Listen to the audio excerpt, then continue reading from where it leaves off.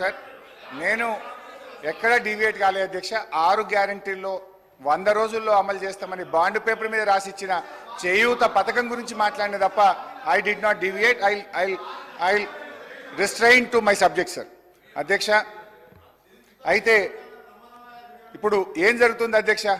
Post office దగ్గర bank దగ్గరికి వచ్చి అవ్వాతాతలు మా 4000 ఎప్పుడు పడుతున్నాయి బిడ్డ అని ఎంతో ఆర్తితో ఆవేదనతో అడుగుతున్నారు. దివ్యాంగ సోదర సోదరీమణులు దీనంగా ఎదురు చూస్తున్నారు. ఒంటరి మహిళలు కంట నీరు పెట్టుకుంటున్నారు. వితంతువులు, డయాలిసిస్ పేషెంట్లు, బోధకాలు బాధితులు, నేతన్నలు, గీతన్నలు 4000 పింఛన్ ఎప్పుడొస్తుందా అని కళ్ళు కాయలు చేసుకొని చూస్తున్నారు అధ్యక్ష. ఇవాళ పరిస్థితి ఏంటంటే అధ్యక్ష, 4000 మాట దేవుడు ఎరుగు, ఆ ఇచ్చే 2000 కూడా చక్కగా వస్తలేదు అధ్యక్ష. అధ్యక్ష మే నెల పెన్షన్, జూన్ నెల పెన్షన్, 2 నెలల పెన్షన్ ఈ రోజు వరకు పెండింగ్ ఉన్నది. ఇవాళ 27వ తారీఖు అధ్యక్ష. రామ్మోహన్ రెడ్డి గారు అధ్యక్ష అధ్యక్ష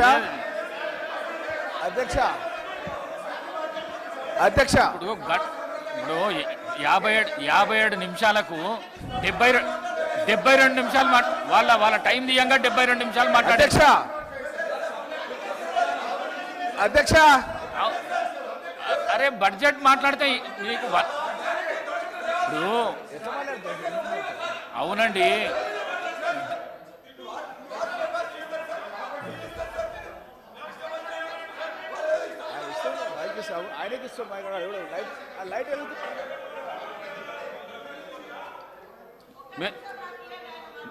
మీరు కన్క్లూడ్ చేయండి, 5 మినిట్స్లో కన్క్లూడ్ చేయండి ప్లీజ్.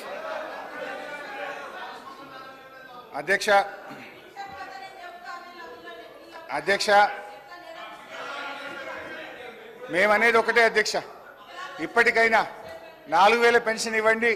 పెండింగ్లో ఉన్న 2 నెలల పెన్షన్లు కూడా 2000 వెంటనే రిలీజ్ చేసి వారికి ఆదుకోవాలని చెప్పి మీ ద్వారా విజ్ఞప్తి చేస్తున్నా అధ్యక్ష. ఈ విషయంలో ఏం చెప్పాలని బాగా ఆలోచించాను అధ్యక్ష. బడ్జెట్ ప్రసంగంలో బట్టి గారు ఒక మాట అన్నారు. బడ్జెట్ ప్రసంగంలో బట్టి గారు ఏమన్నారంటే, చేతగానమ్మకు మాటలు ఎక్కువ. హరీష్ రావు గారు సీతక్క చాలా చెప్పట్లేదని చెప్తున్నారు కదా. వీళ్ళ ప్రభుత్వ హయాంలోనే జూలై నెలలో ఇవ్వాల్సినటువంటి పెన్షన్ 2020 జూలైలో ఇవ్వాల్సినటువంటి పెన్షన్ ఇవ్వకుండా ఆగస్టు నెలలో ఇచ్చిర్రు. అప్పటి నుంచి 1 నెల లేట్ అవుతూ వస్తుంది. అది ఇప్పుడు మా మీద చెప్తున్నారు. ఆన్ రికార్డ్ నా దగ్గర ఉంది. అదే అధికారులు ఉన్నారు కదా, సవాల్ చేస్తున్నా. ఇంకొకటి సార్, చేయిత అని మాట్లాడుతున్నారు. వీళ్ళు 2018లో ఎలక్షన్ మేనిఫెస్టోలో మేము 65 సంవత్సరాలను 57 సంవత్సరాలకు తగ్గించి అందరికీ పెన్షన్స్ ఇస్తామన్నారు. 3.5 ఏళ్ల తర్వాత 57 సంవత్సరాలకు పెన్షన్ ఇచ్చారు. అదే కాకుండా వీళ్ళ హయాంలో డబల్ పెన్షన్స్ తీసుకున్నటువంటి వాళ్ళు, సర్వీస్లో ఉండి సర్వీస్ మూలంగా వచ్చేటువంటి పెన్షన్ 24,000 30,000 తీసుకునేటువంటి వాళ్ళకు కూడా ఈ 2000 పెన్షన్ వర్తింపజేసాం దాదాపుగా 5,000 మందికి. అదే కాకుండా ఒక కార్పొరేషన్ చైర్మన్గా ఉంటూ కూడా చైర్మన్గా వచ్చే అలవెన్సులు తీసుకుంటూ ఈ 6,000 పెన్షన్స్ కూడా ఉన్నాయి. ఇవన్నీ నేను నిరూపిస్తా. మరి ఇలాంటివన్నీ మేము సరి చేస్తూ ఉన్నాం.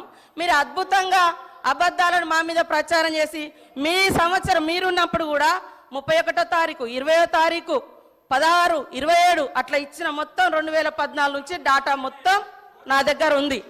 మీరు చెప్పటే కరెక్ట్ అని చెప్పి మిగతా వాళ్ళంతా తప్పు, మేము తప్ప ఇక ఈ దేశాన్ని పరిపాలించటం లేరు, అందరు తప్పులు అనేటువంటి విధంగా మాట్లాడడం సరైనది కాదు. నేను ఈ రికార్డు ఇస్తా, హరీష్ రావు గారు చూసుకోవాలని కోరుతా ఉన్నాను. అధ్యక్ష వీళ్ళు ఎంతసేపు మాయి చెప్పే ప్రయత్నం చేస్తున్నారు. మేము సరిగా చేయలేదు కనుకనే మమ్మల్ని ప్రతిపక్షంలో కూర్చోబెట్టారు. రేపు మీరు కూడా ఈడికి వస్తారా? మరి రాండి, మీరు అదే తప్పు చేస్తే మీరు ఈడికి వస్తారు, మేము ఆడికి వస్తాం. అధ్యక్ష సరే, సీతక్క గారితో నా మనవి, అక్క రివ్యూ చేసుకోండి. మే జూన్ నెలల పెన్షన్ రాలేదు. ఇప్పుడు జూలై నెల 27వ తారీఖు, 3 రోజులు అయితే ఆగస్టు వస్తుంది. 3 నెలల పెన్షన్ పెండింగ్ అవుతుంది. నేను ఊర్లలోకి పోయి డైరెక్ట్గా పెన్షన్లతో మాట్లాడి చెప్తున్నా. ఇవాళ ఉదయం అసెంబ్లీలో మాట్లాడితే కనుక నా కాన్స్టిట్యున్సీకి ఫోన్ చేసి పెన్షనర్ని అడిగి తెలుసుకొని 1కి 2 సార్లు క్రాస్ చెక్ చేసుకొని మాట్లాడతా. నేను అట్లా తొందరపడి మాట్లాడాను. 2 మంత్స్ పెండింగ్ ఉంది, 3rd మంత్ కాబోతుంది. సరే అయితే సార్, ఇప్పుడు బడ్జెట్ ప్రసంగంలో బట్టి గారు అన్నట్టు చేతగానమ్మకు మాటలు ఎక్కువ అనే మాట ఇది మాకు కాదు, ఆప్ట్గా కాంగ్రెస్ పార్టీకి మీకే వర్తిస్తుంది. అధ్యక్ష, మొత్తం మీద వీళ్ళ స్ట్రాటజీ ఏమిటంటే ఎన్నికలప్పుడు బజాయించు హామీల డంక అమలు చేయకుండా ఉండేందుకు వెతకాలే ఏదో ఒక వంక. ఇది వీళ్ళ స్ట్రాటజీ. అధ్యక్ష, ఇకపోతే మేనిఫెస్టోలో మొదటి పేజీ చాప్టర్ 1 మొదటి లైన్లో వీళ్ళు చెప్పింది ఏంటంటే పూర్తి స్థాయి ప్రజాస్వామిక పరిపాలన అందిస్తామన్నారు. అంటే ప్రజలకు భావ ప్రకటన స్వేచ్ఛకు, నిరసన తెలియజేసే హక్కుకు హామీ పడతామని కదా అధ్యక్ష. కానీ వాస్తవంలో ఏం జరుగుతుంది అధ్యక్ష? City central library, Rahul Gandhi గారు సిటీ సెంట్రల్ లైబ్రరీకి పోయి ఎన్నికల ముందు మెట్ల మీద కూర్చొని మీకు 2 లక్షల ఉద్యోగాలు ఇస్తామని, మీకు జాబ్ క్యాలెండర్ ఇస్తామని స్వయంగా ఆయన హామీ ఇస్తే జరిగింది ఏంది అధ్యక్ష?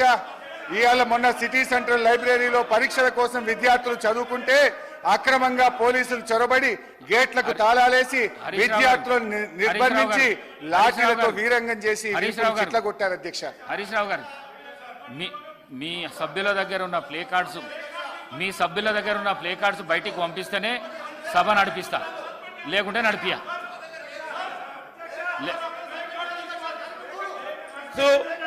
ప్లే కార్డ్స్ కు సంబంధించి మీరు పదే పదే నిబంధనలను ఉల్లంఘించి చేస్తా ఉన్న గౌరవ సభ్యుల పైన చర్య తీసుకోవాల్సిందిగా మేము డిమాండ్ చేస్తా ఉన్నాం అధ్యక్ష. ప్లీజ్.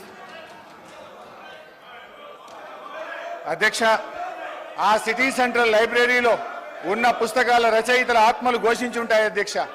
అందులో ఈ మధ్య మన ముఖ్యమంత్రి గారు చంద్రబాబు నాయుడు గారికి బహుకరించిన కాలోజీ నా గొడవ పుస్తకం కూడా ఆ సిటీ సెంట్రల్ లైబ్రరీలో ఉంటుంది అధ్యక్ష.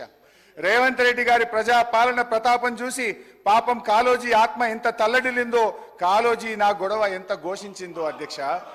అధ్యక్ష, నడి రోడ్డు మీద నిరుద్యోగులపై లాఠీలు జులిపించడమే మీరు చెప్పిన పూర్తి స్థాయి ప్రజాస్వామ్యమా? ఆర్ట్స్ కాలేజీలో జరుగుతున్న లాఠీ చార్జిని చిత్రీకరిస్తున్న జర్నలిస్టును అసభ్య పదజాలంతో బూతులు తిట్టి కొట్టడమే నా కాంగ్రెస్ మార్కు ప్రజాపాలన?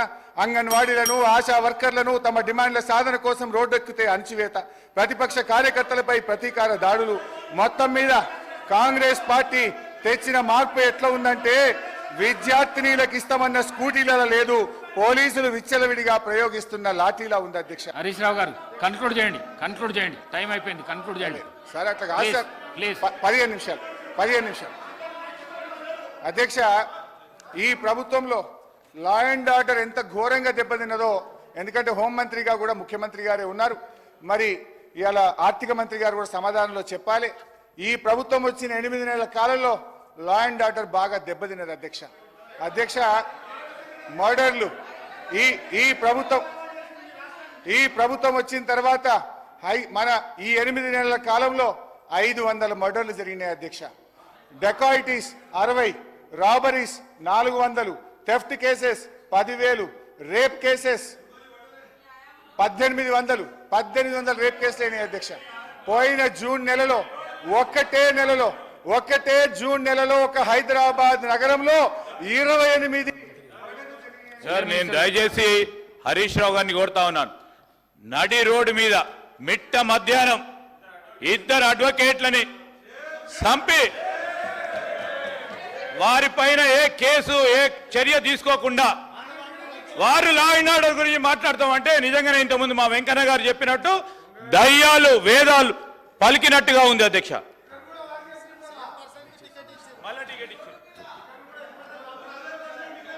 అధ్యక్ష, కన్క్లూడ్ చేయండి ప్లీజ్. సార్, నేను రాష్ట్ర ప్రయోజనాలు దృష్టిలో పెట్టుకొని మాట్లాడుతున్నాను. ఈ రోజు ఈ ప్రభుత్వం వచ్చిన 8 నెలల కాలంలో 1,00,000కు పైగా ఎక్కువ కేసులు నమోదైనాయి అధ్యక్ష. ఈ మధ్య ఒక అమ్మాయి పోలీస్ స్టేషన్ కోసం, ఒక ఆడబిడ్డ ఆటో ఎక్కి పోలీస్ కంప్లైంట్ ఇవ్వడానికి పోతే ఆ ఆటో వాళ్ళు కారులో ఎక్కించి గ్యాంగ్ రేప్ చేశారు అధ్యక్ష. అంటే హైదరాబాద్ నగరంలో ఇలాంటి పరిస్థితి ఉంటే మన నగరం యొక్క ప్రతిష్ట దెబ్బతింటది. దయచేసి ఆలోచించండి. నేను ఇంకో మంచి ఎగ్జాంపుల్ కూడా చెప్పాలనుకుంటున్నా అధ్యక్ష, ఒక్క నిమిషం. ఈ మధ్య ఒక మంత్రి గారు, నేను పేరు చెప్పను కానీ, ఒక మంత్రి గారు రాత్రి 10:30-11 గంటలకు వారి బిడ్డ ఐస్ క్రీమ్ తినాలనుకుంటే మంత్రి గారు వారి బిడ్డ ఐస్ క్రీమ్ కొనుక్కుందామని హైదరాబాద్లో బయటకు పోయిందట. బయటకు పోయి ఐస్ క్రీమ్ కొనుక్కుందామని తిరిగితే ఏడ చూసినా షాపులు బంద్ ఉన్నాయట హైదరాబాద్లో.